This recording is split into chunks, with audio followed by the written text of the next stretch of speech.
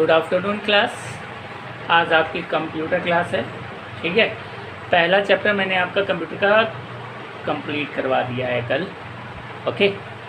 तो आज मैं आपको सेकंड चैप्टर बताऊंगा कंप्यूटर का, ठीक। कंप्यूटर सेकंड चैप्टर है, क्या है? Second chapter. इसका नाम क्या है भाई? इसका नाम है संचार के प्रकार एवं माध्यम। क्या है?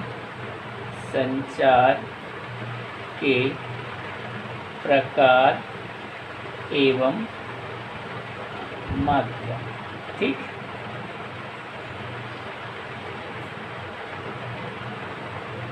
ये हो गया आपका सेकंड चैप्टर का नेम। संचार के प्रकार एवं माध्यम means kinds of medium of communication. Communication, संचार का मतलब कि हम किस प्रकार से किसी से बात करते हैं। इस पार्ट में हम संचार के अनेक प्रकारों, उनके माध्यमों के संबंधों को पढ़ेंगे, ठीक है। पहले सूचनाओं के संचार के लिए या तो व्यक्तिगत रूप से मिला जाता था। पहले कोई सूचना अगर किसी को देनी होती तो कैसे जाते थे हम लोग? भैया उसके पास गए, उसके घर गए, है ना, उसको बताया कि ये काम है भैया, ये आप मुझे करना है ना। पहले हमें व्यक्तिगत रूप से उसे मिलना पड़ता था या फिर पत्र भेजना पड़ता था। पत्र भी भेजते थे तो हम पता ये भारतीय डाक कितनी अच्छी है अपनी, है ना, कि एक पत्र भेजो अभी तो पता लगे 2 साल बाद पहुँचे।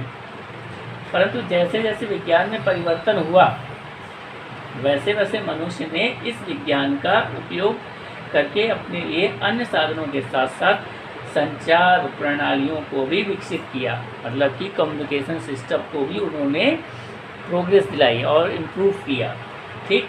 संचार के प्रकार का अर्थ है, क्या अर्थ है? कि वे विभिन्न प्रणालियाँ जिनके द्वारा हम आंकड़ों तथा सूचनाओं का आदान प्रदान करते हैं, ठीक। तो संचार को हम क्या कह सकते हैं कि वे विभिन्न प्रणालियाँ, वो सारे सिस्टम जिसके द्वारा हम अपने आंकड़ों को, तथ्यों को और सूचनाओं का आदान प्रदान करते हैं। मतलब कि किसी को अपनी सूचनाएं बताते हैं, किसी की सूचनाएं ग्रहण करते हैं, लेते हैं, तो ये सब क्या कहलाता है? हमारा संचार कहलाता है। संचार मुख्यतः तो 2 प्रकार के होते हैं, तो हम लोग यहीं से स्टार्ट करते हैं संचार के प्रकार से, ठीक है। मैं समझा रहा हूँ अभी आपको। संचार के प्रकार मेन जो होते हैं वो 2 होते हैं, सबको पता है, बचपन से पढ़ते आ रहे हैं हम लोग, है ना, मौखिक और लिखित, ठीक। तो पहला हम बात करते हैं मौखिक संचार। क्या है? मौखिक संचार। दूसरा है हमारा लिखित संचार। सॉरी, संचार बार बार बोलना होगा, ओके, क्लियर। मौखिक और लिखित। मौखिक का मतलब मुंह से बोलकर, दूसरे की बातों को सुनकर जो संचार किया जाए वो मौखिक संचार है। लिखित संचार का मतलब कि अपनी जो भावनाएं हैं, ठीक है, अपने जो डेटाज हैं, आंकड़े हैं, उनको लिखकर किसी को दिया जाए या फिर किसी के लिखित डॉक्यूमेंट को हम पढ़ सकें, पढ़ के समझें, तो वो लिखित संचार कहलाता है, ठीक है। तो मौखिक संचार होता क्या है कि जब किसी भी प्रकार के आंकड़ों अथवा सूचनाओं का आदान प्रदान मौखिक माध्यम से किया जाए। इससे किया जाए मौखिक माध्यम से, तो वह मौखिक संचार कहलाता है। समझ में आया? जब 2 व्यक्ति मौखिक रूप से एक दूसरे के समीप होते हैं, मौखिक मतलब कि in front of each other, अब मतलब एक दूसरे के ठीक सामने हैं और वो अपने विचारों का आदान प्रदान कर रहे हैं, अपनी सूचनाओं का आदान प्रदान कर रहे हैं, तो वो क्या कहलाता है? हमारा मौखिक संचार कहलाता है। वे परस्पर मौखिक वार्तालाप कर रहे होते हैं, है ना। इस परिस्थिति में संचार का माध्यम क्या होता है? वायु होता है। वायु के द्वारा हम लोग साइंस में पढ़ा है ना कि वायु क्या है? मीडियम है, जो हमारी द्वारा कही गई बात क्यों है, मतलब हमारी तरंगों को दूसरे के कानों तक ले जाती है। 9th में पढ़ा होगा आपने, मैंने बताया, कई लोग मार भी खाए थे इसके लिए, है ना। तो मौखिक संचार निम्नलिखित प्रकार से होता है। कितने प्रकार से होता है? पहला है टेलीफोन। मैं इन सब के बारे में बता दूँ आपको, ठीक है। तो मुख्य बता सकता हूँ। मेन जो है आपके 1, 2, 3, 4, ठीक है। इनके नाम, पहले का नाम है टेलीफोन, सब परिचित हैं इससे। है ना, आजकल तो मोबाइल फ़ोन है, कौन याद रखे टेलीफोन। सेकंड है आपका इंटरकॉम। क्या है? इंटरकॉम। मैं थोड़ा इसको नीचे ले आऊँ ताकि लिखने में आसानी हो जाए, है ना। ठीक है, तो सेकंड नंबर है इसका, क्या है? इंटरकॉम। क्या नाम है इसका? इंटरकॉम। इनके बारे में बताऊँ मैं तो सबको, ठीक है, इंटरकॉम। थर्ड आता है मोबाइल फ़ोन सेवा। अब ज़्यादा एडवांस हो गया ना हम लोग, मोबाइल आ गया, मोबाइल फ़ोन सेवा। और फोर्थ नंबर पे कंप्यूटर द्वारा चैटिंग, है ना, कंप्यूटर द्वारा चैटिंग। चैटिंग का मतलब जानते हैं सब लोग कि मुंह बंद करके हाथों से बात की जाए, वो चैटिंग कहलाती है ना। तो चलो इनके बारे में जान लेते हैं। पहले बात करते हैं टेलीफोन की। किसकी? टेलीफोन की। होता क्या है टेलीफोन? टेलीफोन के माध्यम से हम देश विदेश में किसी भी स्थान पर स्थित व्यक्ति से वार्तालाप कर सकते हैं, अर्थात बातें कर सकते हैं। इस प्रणाली में संचार का माध्यम क्या होता है? धातु का तार होता है। टेलीफोन लाइन में क्या होता है? तार का यूज़ करते हैं। ओके, अब इंटरकॉम की बात करें, यह सेवा टेलीफोन प्रणाली के प्रकार से ही कार्य करती है। मतलब कि ये इस इंटरकॉम की जो सेवा है वो टेलीफोन पर ही डिपेंड करती है, ठीक। परंतु इसका प्रभाव क्षेत्र किसी इमारत में उपस्थित व्यक्तियों के आसपास आपस में वार्तालाप करने हेतु अथवा किसी संस्था के कार्यालय में उपयोग में लाया जाता है। मतलब आपने देखा होगा कि कई ऑफिसेज में नोटिस किया होगा कि एक फ़ोन होता है, डॉट फ़ोन, ठीक। रिसेप्शनिस्ट वहाँ लगाएगी रूम में, भैया ये लोग आपसे मिलना चाहते हैं, है ना। तो इस तरह के जो एक ही बिल्डिंग पे बात करने के लिए आपस में सेवा का यूज़ किया जाए, वो इंटरकॉम कहलाती है। मोबाइल फ़ोन सेवा, इसके बारे में मुझे बताने की ज़रूरत ही नहीं है ना, क्योंकि सबको पता है भाई इसके बारे में, छोटे छोटे बच्चों को पता है। टेलीफोन प्रणाली की तकनीकी आधुनिकीकरण का प्रमाण है। आधुनिकीकरण कर दिया मतलब कि इसको और ज़्यादा इम्प्रूव करते गए टेलीफोन सेवा, इंटरकॉम सेवा को, ठीक। तो ये बन गई मोबाइल फ़ोन सेवा। इसके संचार का माध्यम हमको पता है क्या है? वैद्युत चुंबकीय तरंगें, ठीक है। चुंबकीय तरंगों के कारण ही हम आपस में बात कर सकते हैं with the help of mobile phone. अब कंप्यूटर द्वारा चैटिंग की बात करें तो इस प्रणाली के द्वारा हम अपने विचारों, सूचनाओं तथा आंकड़ों का मौखिक रूप से आदान प्रदान कर सकते हैं। मौखिक रूप से आदान प्रदान करते हैं, ठीक है, मतलब कि बातें करके कि भैया चल ही रहा है मौखिक संचार तो हर, ठीक। अब सामान्यतः चैट का अर्थ है बातचीत। इस प्रणाली में संचार का माध्यम कंप्यूटर तथा टेलीफोन दोनों होता है। ओके, समझ में आ गया होगा सबको। अब बात करते हैं लिखित संचार की। लिखित संचार क्या होता है भैया, ये भी समझना जरूरी है ना। तो जब किसी भी संचार या व आंकड़ों तथा सूचनाओं को लिखित रूप में एक स्थान से दूसरे स्थान पर पहुंचाया जाता है तो लिखित संचार कहलाता है। क्या कहलाता है? लिखित संचार, ठीक है। अब ये कितने प्रकार के होते हैं भैया? ये भी 4 प्रकार के होते हैं मेन, मुख्य रूप से ये भी हमारे कितने प्रकार के होते हैं? 4 प्रकार के। तो इनको भी बना लेते हैं। इसको मैं थोड़ा अलग सा बनाऊंगा क्योंकि जगह कम है ना। तो इसको ऐसे करके 1, 2, 3 और 4 भागों में डिवाइड कर लिया, ठीक है। पहला है पत्र, सबको पता है पत्र, लेटर।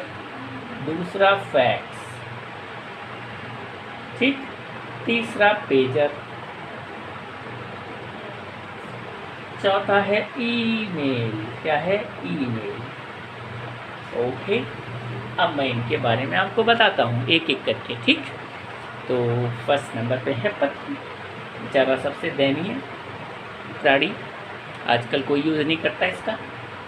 यह एक अत्यंत पुरानी व सर्वाधिक प्रचलित प्रणाली है, बहुत पुरानी है, ठीक। परंतु वर्तमान समय में अन्य लिखित प्रणालियों की तुलना में इसकी गति बहुत धीमी है, ठीक है। एक पत्र पता लगे आज लिखा तो हमारी जो सिस्टम है डाक सेवा वो इतना अच्छा है कि अगर किसी को ज़रूरी काम हो तो पत्र आज लिखेंगे और पहुंचेगा 2 हफ्ते बाद। ठीक, यह लिखित संचार का सबसे सस्ता माध्यम भी है। ठीक है। फैक्स की बात करें, इस प्रणाली के प्रयोग में किसी भी लिखित सामग्री को देश या विदेश में भेजा जा सकता है। लिखित सामग्री को हम एक जगह से दूसरी जगह भेज सकते हैं। ठीक है। जैसे हमें कोई मार्कशीट हम भूल गए, विदेश में है, यहाँ इंडिया में मार्कशीट भूल गए, तो वो मार्कशीट अब दोबारा लेने हैं तो उतना किराया फूकें, तो इससे अच्छा है हम क्या करा लें, फैक्स करा लें, जिसकी वजह से वो मार्कशीट हमारे पास ओरिजिनल वहाँ पर पहुँच जाएगी। ठीक है, समझ में आ गया। और इसमें संचार का माध्यम भी टेलीफोन ही होता है। यह प्रणाली अपेक्षाकृत महंगी है। ठीक है। पेजर की बात करते हैं, पेजर आ जाते हैं 3rd नंबर पे। इस प्रणाली का प्रयोगकर्ता केवल सूचनाओं को ग्रहण कर सकता है, केवल सूचनाएं सुन सकता है, ले सकता है, भेज नहीं सकता है। पेजर के द्वारा केवल सूक्ष्म सूचनाओं को ही ग्रहण किया जा सकता है। सूक्ष्म मतलब छोटी जितनी सूचनाएं हैं उनको हम ग्रहण कर सकते हैं with the help of pager. यह प्रणाली बेतार संचार पर आधारित होती है। बेतार का मतलब जहाँ पर तार का प्रयोग ना किया जाए, जस्ट लाइक मोबाइल फ़ोन, है ना। अब आते हैं ईमेल, लिखित संचार प्रणाली का सबसे स्ट्रॉन्गेस्ट पार्ट। लिखित आंकड़ों अथवा सूचनाओं को प्रेषित अथवा ग्रहण करने के लिए यह एक नवीनतम व अत्यंत आधुनिक प्रणाली है। क्या है? नवीनतम मीन्स नई। इस प्रणाली में हम इलेक्ट्रॉनिक माध्यम का प्रयोग करते हैं, इसीलिए इसे ईमेल कहा जाता है। ईमेल की सुविधा भी हमें इंटरनेट के द्वारा ही संभव है। ठीक है। इसके द्वारा हम किसी भी प्रकार के आंकड़ों का दृश्य का या तो शब्द का आदान प्रदान कर सकते हैं, मतलब कि वीडियो, ठीक है, ऑडियो, कोई भी चीज़ है, डॉक्यूमेंट्स विद इन सेकेंड हम सेंड कर सकते हैं किसी के पास भी, और किसी की भी सूचनाओं को विद अ सेकेंड रिसीव कर सकते हैं। ओके, तो समझ में आ गया आपको संचार के प्रकार। अब नेक्स्ट क्लास में मैं आपको बताऊंगा संचार के माध्यम। ठीक है। संचार के 2 ही प्रकार के माध्यम है, मुख्य तार संचार माध्यम और बेतार संचार माध्यम। इसमें ज़्यादा कुछ है नहीं 2nd चैप्टर में। ठीक, तो नेक्स्ट 2 वीडियोज़ में आपका ये पूरा चैप्टर क्लियर हो जाएगा। ओके, तो thank you for the class. Good afternoon students. तो आज आपको क्लास 10th की कंप्यूटर पढ़ा रहा हूँ मैं। ठीक है। 2nd चैप्टर आपका चल रहा था, तो मैंने आपको संचार के प्रकार के बारे में बताया था कि 2 प्रकार के होते हैं, मौखिक संचार और लिखित संचार। ठीक है, 2 प्रकार के होते हैं। मौखिक संचार में भी मैंने बताया था कि उसमें भी अलग अलग टाइप्स होते हैं, जैसे टेलीफोन, इंटरकॉम, मोबाइल फ़ोन सेवा, कंप्यूटर द्वारा चैटिंग करना। ठीक। और लिखित संचार में बताया था कि पत्र, फैक्स, पेजर, ईमेल। ठीक है, इन सब चीज़ों के बारे में मैंने बात की थी। आज हम बात करेंगे संचार के माध्यम के बारे में। ठीक है। ठीक है, कम्युनिकेशन मीडिया क्या होती है। ओके, तो यहाँ पे बात करेंगे किसकी? संचार माध्यम की। समझें आप, संचार के माध्यम। ठीक है। संचार के 2 प्रकार के माध्यम होते हैं। पहला होता है आपका तार संचार माध्यम। क्या होता है? तार संचार माध्यम। तार संचार माध्यम। ठीक। दूसरा है आपका बेतार संचार माध्यम। बेतार संचार माध्यम। ठीक। नाम से ही पता चल रहा है किस तरह के माध्यम है ये। तार संचार माध्यम मतलब जिसमें तारों का यूज़ किया जाए संचार करने के लिए, कम्युनिकेशन के लिए with the help of wire. ठीक। बेतार का मतलब वायरलेस, जिसमें तारों का प्रयोग ना किया जाए, है ना। तो आज हम इसी की बात करेंगे, तार संचार और बेतार संचार माध्यम के बारे में। तो तार संचार माध्यम जो होते हैं वो भी होते हैं हमारे 3 प्रकार के। ठीक। कितने प्रकार के होते हैं? 3 प्रकार के मुख्य होते हैं। तो आइए इनको भी हम डिवाइड कर लेते हैं 3 पार्ट्स में। ये हो गया हमारा पहला भाग, ये हो गया दूसरा भाग, और इधर आ जाएगा हमारा तीसरा भाग। ठीक, इतने में आ जाना चाहिए। ठीक। पहला है हमारा वर्तित युग्म तार, जिसको हम बोलते हैं इंग्लिश में ट्विस्टेड पेयर केबल। ओके, ठीक है। सेकंड आ जाता है समक्ष तार, समक्ष तार, ठीक। इसको हम इंग्लिश में बोलते हैं कोएक्सियल केबल, कोएक्सियल केबल, ठीक। फिर बात करते हैं, थर्ड वाला है हमारा प्रकाशित तंतु। क्या है? प्रकाशित तंतु तार, ठीक। इनके नाम से ही सब कुछ पता चल जाता है कि ये किस प्रकार की चीज़ें हैं, है ना। अब बेतार संचार की बात करें तो बेतार संचार भी हमारे कई टाइप्स के होते हैं, रेडियो वेव तरंगे, माइक्रोवेव तरंगे, उपग्रह संचार माध्यम। तो मेन जो है वो 3 ही हैं हमारे, ठीक, जो आपकी बुक में दिए गए हैं उसके अकॉर्डिंग। तो फर्स्ट, सेकंड, और इधर जगह नहीं है तो इसको बेचारे को थोड़ा नीचे ले आएंगे। ओके, तो चलते हैं, लिखते हैं पहले इनके भी नाम। पहले वाले का नाम है रेडियो तरंग, रेडियो तरंग, मतलब कि इंग्लिश में जानती है ना, रेडियो को तो रेडियो बोलते हैं, रेडियो वेव्स।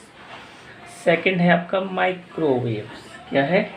माइक्रोवेव तरंग, मतलब कि यहाँ पर सारी तरंगें होंगी। और चौथा जो है, इससे सभी लोग परिचित हैं, इसका नाम है उपग्रह संचार माध्यम, ठीक है। इसको इंग्लिश में सैटेलाइट ट्रांसमिशन भी बोलते हैं।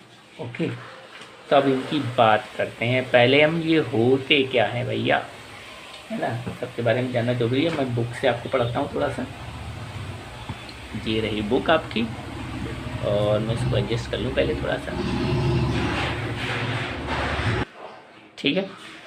तो जैसे कि बात कर, पहला है व्यवस्थित युग्म तार, मतलब कि यह सबसे सस्ता संचार माध्यम है, सबसे सस्ता वायर होता है ट्विस्टेड पेयर केबल, ठीक।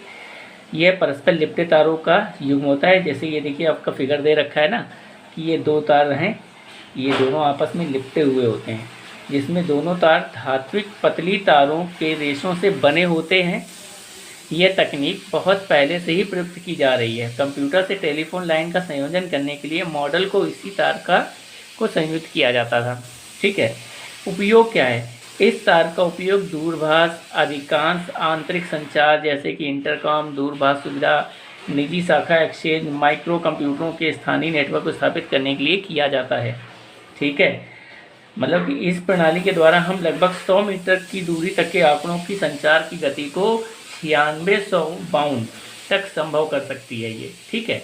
अब दूसरी बात करते हैं, दूसरा केबल है हमारा समक्ष तार, ठीक। इस माध्यम में एक धात्विक नली के केंद्र में तांबे का तार स्थित होता है, ठीक, जैसे कि ये फिगर दे रखा है आपका, ये देखिए, ठीक। ये है आपका आंतरिक चालक तार, जो कि धातु की बनी हुई तारों के बीच पर लिपटा होता है। अचालक लगे होते हैं, बाह्य चालक तार भी होते हैं, प्लास्टिक जैकेट लगी होती है इसको ऊपर, सबसे ऊपर वाली जो परत होती है वो प्लास्टिक जैकेट होती है, ठीक। इसका उपयोग क्या होता है? इस तार का उपयोग अधिक दूरी के दूरभाष व केबल टेलीफोन संचार स्थानीय क्षेत्र नेटवर्क में किया जाता है। जैसे कि जो बोलते हैं ना, टीवी टेलीविज़न में वो लगा होता है पीछे सेट टॉप बॉक्स में वायर, वो होता है आपका समक्ष तार और प्रकाश तंतु तार, इन दोनों में से कोई एक ही लगाया जाता है, ठीक। तो बात करते हैं प्रकाशित तंतु तार की। यह संचार माध्यम की है आधुनिक तकनीकी है। क्या है? आधुनिक तकनीकी है। यह तार कांच के हजारों रेशों से निर्मित होती है। इसमें कांच के रेशे भी होते हैं जिसमें प्रकाश का संवहन हो सकता है। इसके प्रत्येक कांच का रेशा एक बाल समान बारीक होता है। कांच का जो रेशा होता है कितना बारीक होता है? बाल की तरह। इसमें संचरण के लिए डाटा को प्रकाश पुंज में परिणित किया जाता है तथा इस प्रकाश पुंज को एक लेजर डिवाइस द्वारा करोड़ों बिट्स प्रति सेकंड की गति से प्रेषित किया जाता है। यानी कि बहुत हाई स्पीड में काम करना होता है। जहाँ पे तार की बात करते हैं तो ठीक, ये बने हुए इसका प्लास्टिक जैकेट होती है, इसके ऊपर इसकी जस्ट नीचे होती है कांच की क्लेडिंग, फिर एक रोड होता है, फिर प्रकाशित तंतु तार होते हैं, यही है कांच के रेशे से बने हुए तार। प्रकाशित तंतु तार का आकार और भार समाक्ष तार की अपेक्षा उपयोग में सुगम है।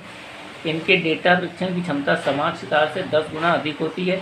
समक्ष तार का वजन प्रकाशित तंतु तार से 20 गुना अधिक होता है, मतलब भारी भी कम होता है प्रकाशित तंतु तार जो होता है।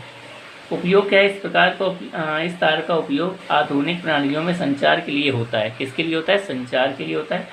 इनके मोड़ने आदि से भी संचार में कोई व्यवधान नहीं होता है, अतः इसे लगाना भी आसान होता है, परंतु दो तारों को परस्पर जोड़ना अत्यधिक कठिन कार्य है।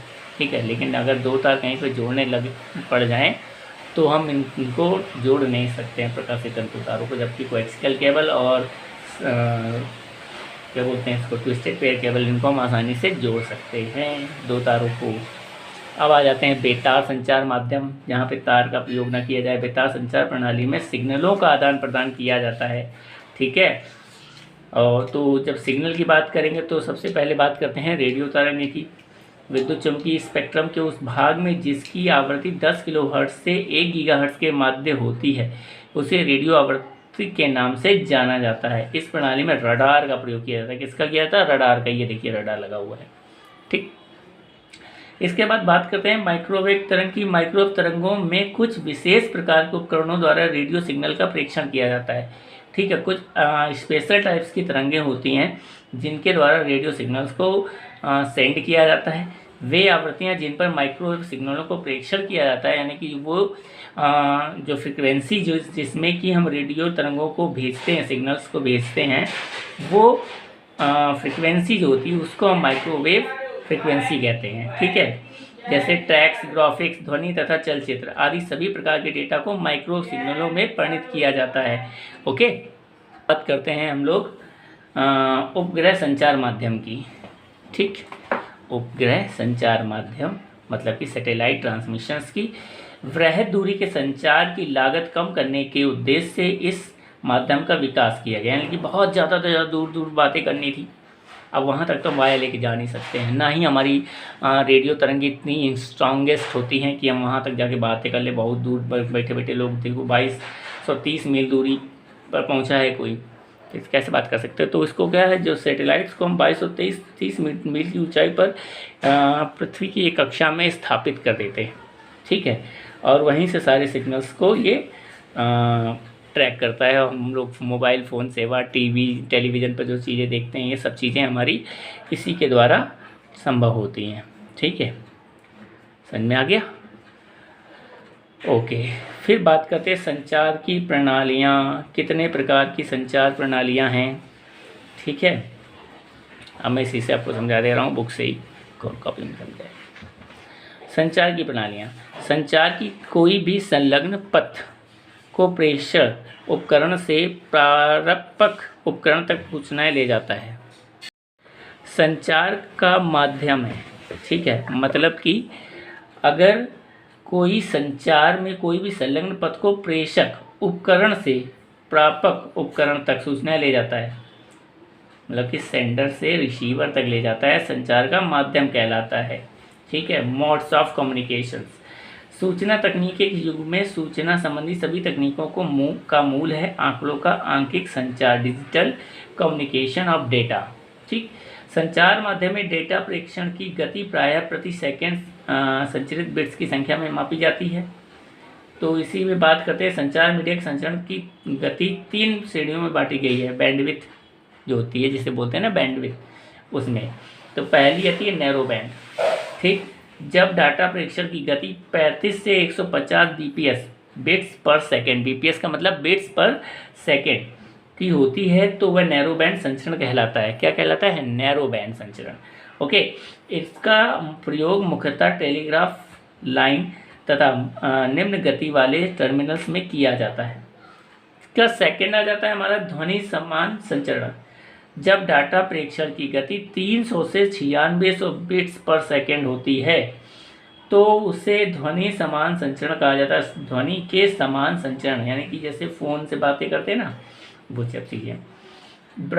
वाइड बैंड संचरण, जब डाटा प्रेषण की गति 19,200 से 5,00,000 बिट्स पर सेकेंड की होती है तो उसे वाइड बैंड संचरण कहा जाता है। ये गति कोएक्सियल, प्रकाशिक तंतुतार और माइक्रोवेव मीडिया द्वारा ही संचरित करना संभव हो पाता है और अदर्स किसी के साथ नहीं हो पाता। ठीक, ओके। संचार की अवस्थाएं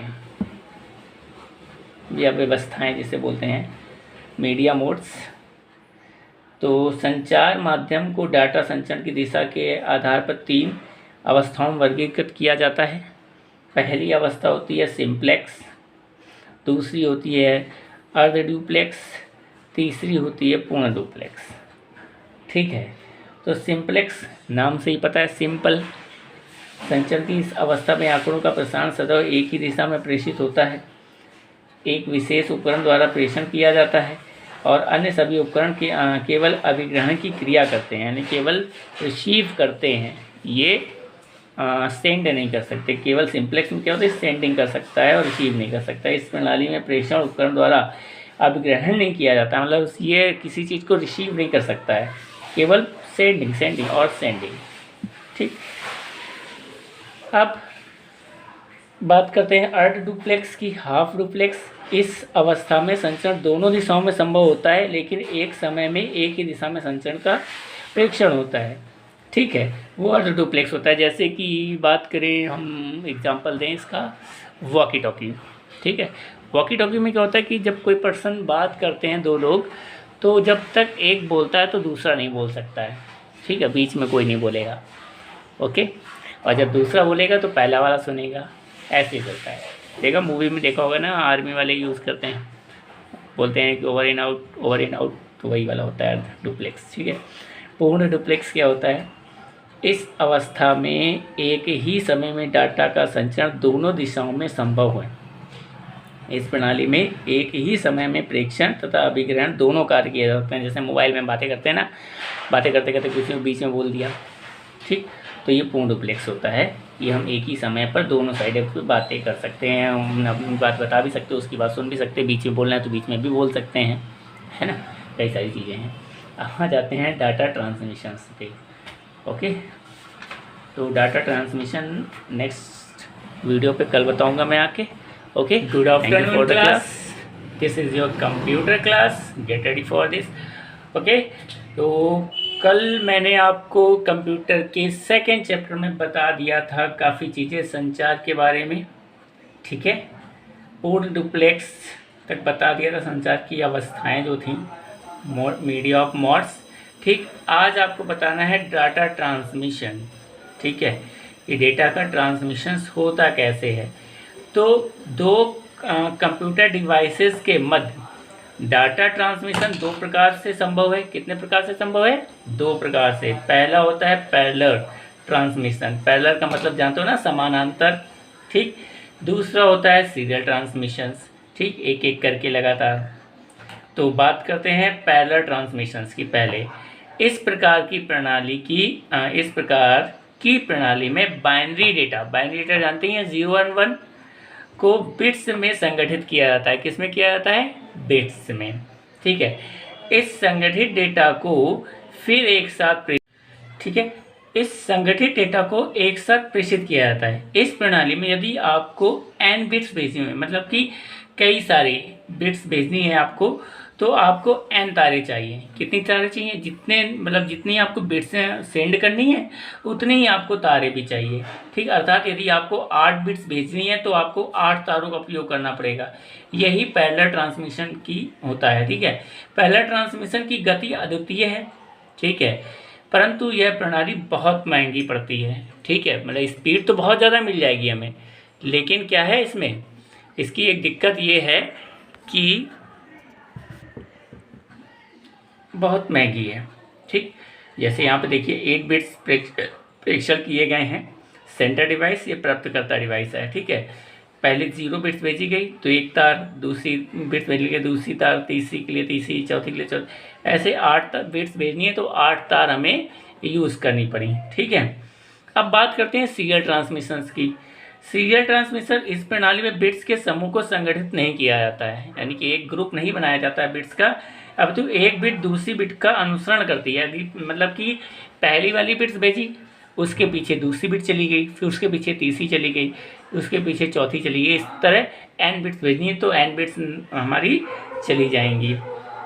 ठीक है, यह पैरेलल ट्रांसमिशन की तुलना में अधिक सस्ता भी है, परंतु इसकी गति बहुत कम होती है। बस इसमें यही ड्रॉबैक्स है कि ये इनकी जो गति है वो कम होती है, जबकि पैरेलल ट्रांसमिशन की गति बहुत तेज़ होती है। ओके, तो जैसे देखिए यहाँ पे दे रखा है, सेंडर डिवाइस और प्राप्तकर्ता डिवाइस 8 बिट्स एक दूसरे को अनुसरण करते हैं।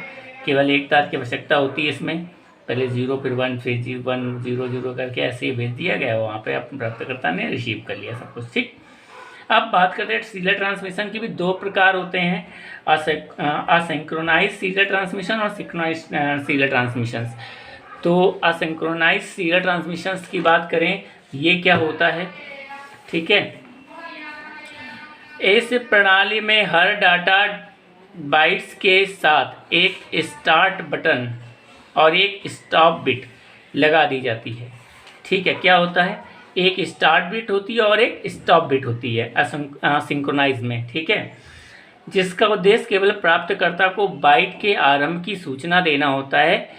मतलब कि इससे केवल जो रिसीवर होता है उसको ये बताया जाता है कि यहाँ से बिट्स स्टार्ट की गई है, इसको काउंट नहीं करेंगे, स्टार्ट बिट है। ठीक है, इससे डाटा बाइट के रूप में प्रेषित किया जाता है। ठीक, समझ में आया? वही चीज़ है इसमें भी, सीरियल सिंक्रोनाइज डेटा।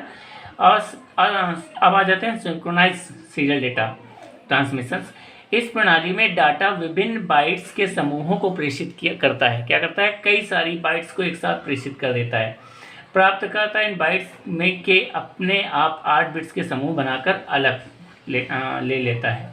ठीक है, अलग अलग करके बना देता है, अपना खुद ही 8 बिट्स के कर लेता है। इसमें पैरेलल और सीरियल दोनों के परिवर्तन उपकरण होते हैं। ठीक है, अब बात करते हैं टाइप्स ऑफ कनेक्शंस की। कनेक्शंस कितने प्रकार के होते हैं? कनेक्शंस में भी आपका आ जाइए तो 3 प्रकार की आपको मिल जाएंगे टाइप्स इसके। पहला है डायल अप, दूसरा है लीज लाइन, तीसरा है integrated services digital network ISDN। सुना होगा इसके बारे में आप लोगों ने, है ना? तो बात करते हैं डायल अप की। यह एक ऐसी सर्विस है जो टेलीफोन लाइन की सुविधा से उपलब्ध होती है। किससे उपलब्ध होती है? टेलीफोन लाइन की सुविधा से। ठीक है, इसके माध्यम से आप लोकल क्षेत्र की एक्सचेंज से जुड़ जाते हैं। मतलब कि लोकल क्षेत्र में जो भी एक्सचेंज होता है ना, जहाँ से आप फ़ोन कॉल कर सकते हैं, रिसीव कर सकते हैं किसी का फ़ोन। ठीक है, तो वहाँ से आप जुड़ जाते हैं, उसकी सेवा से जुड़ जाते हैं। इसके लिए आपको एक लोकल नंबर डायल करना पड़ता है।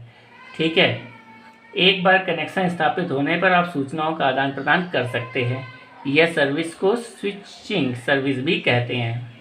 क्या कहते हैं? सर्विस को स्विचिंग सर्विस। ओके, इस सर्विस की बैंडविड्थ 0 से लेकर 400 हर्ट्ज मतलब होती है, जो बहुत कम होती है। ओके, अब आ जाते हैं लीज लाइन। क्या होती है लीज लाइन? यह एक ऐसी सर्विस होती है जो कि उपभोक्ता के लिए पूरी तरह समर्पित रहती है। क्या होती है? उपभोक्ता के लिए पूरी तरह समर्पित रहती है। मतलब कि उपभोक्ता जो कहेगा वो करेगी, है ना? तथा उपभोक्ता हमेशा इससे जुड़ा रहता है। यह कनेक्शन टेलीफोन नेटवर्क में स्विचों के साथ स्थापित होता है। इस कनेक्शन को स्थापित करने के लिए डायलिंग करने की आवश्यकता नहीं होती है। ठीक है, अब तो यह सर्विस 24 घंटे उपलब्ध होती है। 24 घंटे। देखा होगा कि कई सारी बिल्डिंग्स में होता है ना कि नीचे ही रिसेप्शन होता है और 5वें फ्लोर में जाना है, पूछना है भैया वहाँ पे ये व्यक्ति है, तो उसने फ़ोन करके पूछा, तुरंत उठाया, बोला हाँ भैया ये है रूम नंबर इसमें। तो अगर उसने कहा हाँ है या नहीं है, तो क्या होता है, वो लीज लाइन होती है, एक बिल्डिंग पे वर्क करती है। अब इंटीग्रेटेड सर्विसेज डिजिटल नेटवर्क की बात करें, इस सर्विस में एक नेटवर्क या सब व्यवहार होता है, जैसा कि नेटवर्किंग। ठीक है, तो जो कि आपको आवाज़, वीडियो तथा डाटा सर्विस की एकता प्रदान करता है। मतलब कि आवाज़ भी आपको सुन सकते हैं, वीडियो भी देख सकते हैं और डेटा सर्विस को ट्रांसमिशन भी कर सकते हैं, आदान प्रदान कर सकते हैं। इसके लिए डिजिटल ट्रांसमिशन मीडिया का प्रयोग किया जाता है, डिजिटल मीडिया का ही प्रयोग करेंगे। इस सर्विसेज के माध्यम से आप अपनी दुकानों तथा ऑफिसों में कार्य कर सकते हैं। अपने कनेक्शन के माध्यम से आप अपनी आवाज़ तथा डाटा भेजने के लिए कोएक्सियल केबल्स का भी प्रयोग करते हैं। ओके, इस कनेक्शन की महत्वपूर्ण विशेषताएं क्या है? ठीक है भैया, विशेषताएं तो ज़्यादा ज़रूरी है, क्यों पढ़ रहे हैं इनको। यह स्टैंडर्ड ट्रांसमिशन माध्यम के समूह का निर्माण करता है, जिससे डाटा को अधिक गति से खोजा एवं भेजा जा सकता है। ठीक है, अधिक गति से हम ढूंढ सकते हैं किसी भी डेटा को और कहीं पर भी सेंड कर सकते हैं। यह आवाज़, डाटा, मूविंग इमेज तथा साउंड जैसी सूचनाओं को व्यवस्थित कर देता है। इस सर्विस के माध्यम से 8 टेलीफोन तथा फैक्स मशीन जोड़ सकते हैं। मतलब एक साथ ISDN से आप एक साथ 8 टेलीफोन लाइंस को और फैक्स मशीनों को जोड़ सकते हैं। समझ में आ गया। अब आ जाते हैं अगले उस पे, मॉडम, जो मोस्ट इम्पॉर्टेंट है मॉडम, इसके बारे में जानना। मॉडम मीन्स मॉड्यूलेशन, ठीक है, मॉड्यूलेशन पढ़ते हैं। मॉड्यूलेशन तकनीक का उपयोग करते हुए डिजिटल संकेतों को एनालॉग माध्यम से एनालॉग संकेतों में परिणत किया जाता है। क्या किया जाता है? ट्रांसफॉर्म कर दिया जाता है, बदल दिया जाता है। डिजिटल संकेतों को एनालॉग माध्यम से एनालॉग संकेतों में हम बदल देते हैं। इसके पश्चात इन्हें टेलीफोन लाइन पर प्रेषित किया जाता है। कहाँ पर प्रेषित किया जाता है? टेलीफोन लाइन पर। यह क्रिया एक डिवाइस जिसे मॉडम कहा जाता है के द्वारा संपन्न होती है। ठीक है, मॉडम के द्वारा ये सारी तकनीकी जो क्रियाएं हैं, सिस्टम है, वो चलता है। ठीक, उदाहरण के रूप में ले लें, अगर कंप्यूटर द्वारा प्रेषित किए गए डिजिटल संकेतों को मॉडम एनालॉग माध्यम से, मतलब कि टेलीफोन लाइन के लिए एनालॉग संकेतों में परिणत करता है, इसे हम मॉड्यूलेशन कहते हैं। क्या बोलते हैं? मॉड्यूलेशन।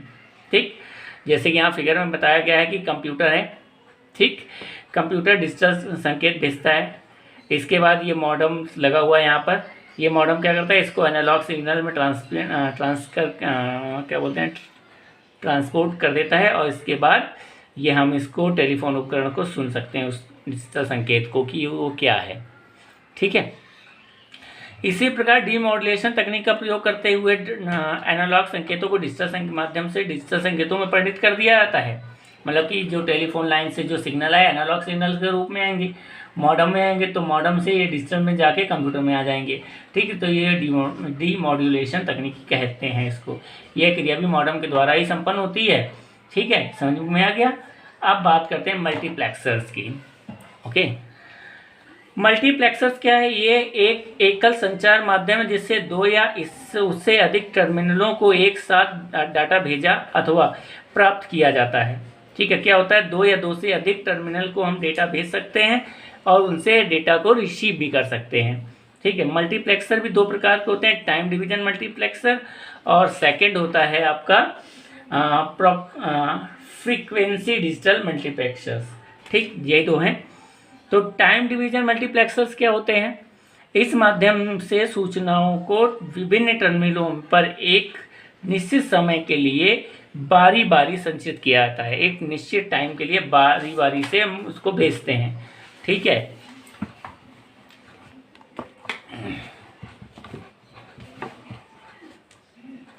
ओके, जैसे यहाँ पे देखो लगा हुआ है ना सिग्नल, फ्रीक्वेंसीज आई, मल्टीप्लेक्सर लगा हुआ है यहाँ पर सिग्नल, फिर ये 3 सिग्नल लगे हुए हैं हमारे पास। प्रत्येक टर्मिनल के लिए निर्धारित समय के अनुसार वह टर्मिनल डाटा या सूचनाओं को संचारित कर देता है, बस इतना काम है। अब फ्रीक्वेंसी डिजिटल मल्टीप्लेक्सर क्या होता है? इस माध्यम से सूचनाओं के आदान प्रदान को विभिन्न आवृत्तियों पर भिन्न भिन्न संचारित किया जाता है। मतलब कि अलग अलग संचारित कर दिया जाता है। प्रत्येक टर्मिनल के लिए भिन्न आवृत्तियां निर्धारित होती हैं, अलग अलग, मतलब जितने भी टर्मिनल होंगे सबके लिए अलग अलग फ्रीक्वेंसी डिवाइडेड होगी। ठीक है, जैसे कि रेडियो संचार विभिन्न रेडियो स्टेशनों का अलग अलग संचार करता है। ठीक है, रेडियो स्टेशन ना FM, ओके, FM भी क्या होता है? 90.3, 95, 100, 103 अलग अलग चैनल्स होते हैं। मतलब क्या है इनका? इनकी जो फ्रीक्वेंसी है सबकी अलग अलग है। ठीक है, एक ही केवल टेलीविज़न नेटवर्क विभिन्न चैनलों को स्पष्ट दिखाता है अथवा सुनाता है, किंतु कुछ चैनल स्पष्ट दिखाई अथवा सुनाई देते हैं जबकि कुछ स्पष्ट नहीं दिखते हैं। यह सब कुछ केबल नेटवर्क की आवृत्ति पर निर्भर करता है कि केबल नेटवर्क की फ्रीक्वेंसी क्या है। ओके, तो ये चैप्टर 2 आपका यहाँ से होता है ख़त्म। ठीक है, कल से मतलब नेक्स्ट क्लास से मैं आपको इसके क्वेश्चन आंसर और एक्सरसाइज सेंड करूँगा, तो आप कंप्लीट करिएगा। ठीक है, ओके, मिलते हैं नेक्स्ट क्लास में। Thank you.